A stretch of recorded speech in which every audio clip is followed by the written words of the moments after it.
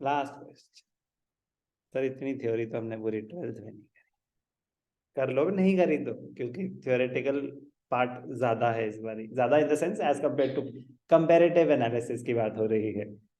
तो last point, important question again, limitations of analysis. तो limitations of accounting से similar है लिमिटेशंस ऑफ एनालिसिस।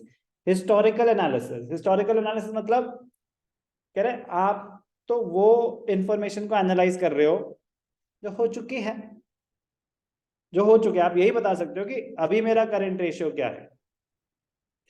प्रिडिक्ट थोड़ी ना कर सकते हो, फ्यूचर का बताता है क्या कुछ? नो, कोई भी टूल फ्यूचर का नहीं प्रिडिक्शन कर रहा है। तो it is a historical analysis कि अगर आपको रेशियोज कैलकुलेट करने हैं तो आप उन चीजों की करोगे जो हो चुकी हैं। आपको कैश फ्लो स्टेटमेंट बनानी है तो उस पीरियड की जो आपके पास अवेलेबल इंफॉर्मेशन है। It is a historical analysis, it analyse what has happened till date, it does not reflect the future. वो आपको फिर अलग से मेहनत करनी पड़ेगी, टूल्स नहीं बता रहे कोई फ्यूचर प्रिडिक्शन फोरकास्टिंग, वो तो आपको प्रेडिक्ट करना पड़ेगा। अच्छा पहले 18 था, अब 20 है, आगे क्या होगा, वो तो फिर मैनेजमेंट का काम हो गया ना। Budgeting and forecasting using these tools, ये टूल्स अपने आप में फ्यूचर प्रिडिक्ट नहीं कर रहे, तो they are historical in nature. Person like shareholders, investors, they are more interested in knowing the likely position in future. आगे क्या होगा, shares hold करूं या बेच दूं? They are more interested in future. Yes, they are interested in present as well, but more important for them is future. Historical analysis है सबसे बड़ी limitation. It ignores price level changes. It does not take into consideration inflation. Price level changes ignore होते हैं completely. अब वो IFRS international financial reporting standards के बाद धीरे धीरे इंटीग्रेशन आ रही है। अभी इंडियन अकाउंटिंग स्टैंडर्ड्स में अभी एज ऑफ नाउ जो हमारी अकाउंटिंग बन रही है हिस्टोरिकल इन नेचर ही है, मतलब we ignore price level changes. Price level changes मतलब आपने ये मशीन 100 करोड़ की खरीदी है, आज की डेट में मार्केट में इसका क्या हो गया क्या नहीं होगा उससे मुझे कोई लेना देना नहीं है, वो उसी के हिसाब से अकाउंटिंग चलेगी। It does not take into consideration price level changes or inflation. कोई doubt? Price level changes and purchasing power of money are inversely related कि जैसे जैसे inflation बढ़ेगी purchasing power गिरेगी। कह रहे हम inflation को consider ही नहीं करते accounting में।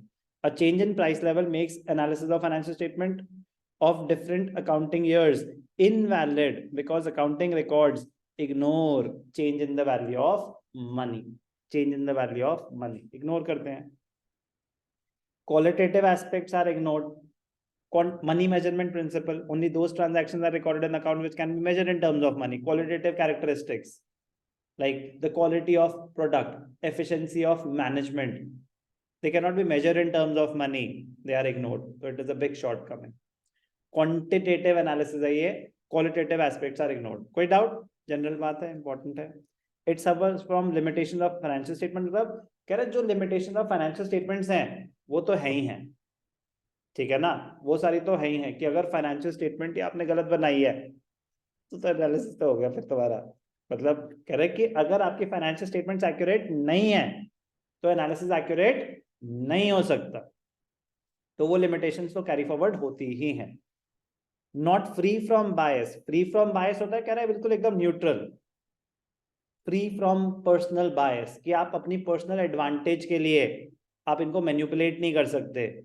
अरे नहीं, ऐसा तो नहीं, they are not free from bias, they may be biased, accounting information may be biased। interrelated है ये वाला पॉइंट। विंडो ड्रेसिंग का मतलब क्या होता है?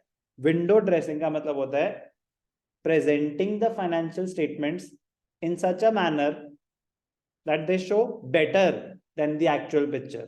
विंडो ड्रेसिंग, हम शॉपिंग करने जाते हैं तो देखते हैं कि बाहर जो था मोस्ट प्रोबेबली वही बेस्ट था, अंदर हम ढूंढते रह जाते हैं कि ऐसा कुछ और है, मिलता नहीं। तो विंडो ड्रेसिंग तो मतलब एक अट्रैक्ट करने के लिए हो गया ना इन्वेस्टर्स को। तो accounting as well as analysis it suffers from window dressing.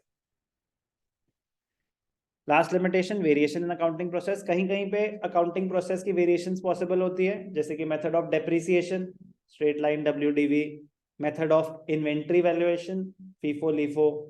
कह रहा अगर आपने अकाउंटिंग प्रोसेस ही चेंज कर दिया किसी 2 साल में, तो फिर जो एनालिसिस हो रहा है वो रिलायबल नहीं होगा, वो रिलायबल नहीं होगा।